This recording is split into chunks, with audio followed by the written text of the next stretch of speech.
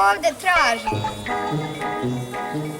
Pa nije lud da se ovuda zavlači. Meni je moja baba pričala da ovdje živi strašni drekavac. Ma kakav drekavac? Kuku! Kuku! Kuku! Kuku! Kuku! Kuku! Ej, Jovanče! Ja u školu više ne idem. Ne dam nikom da mi bio, pa makar bio velik kao drvo. Bježi tamo. Idem ja u hajduki.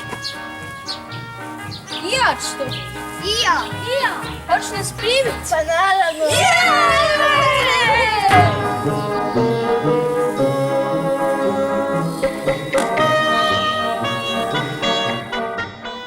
A šta ćemo kad udari kiša? Pa da, šta ćemo? Pa mlin.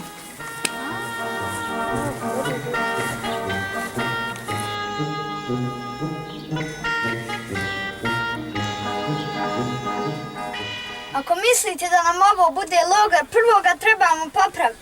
Pogledajte samo ove rupe na krovu. Pa jes, to je istina. Sutra ću ja donijeti svoju radioncu. Pa i treba.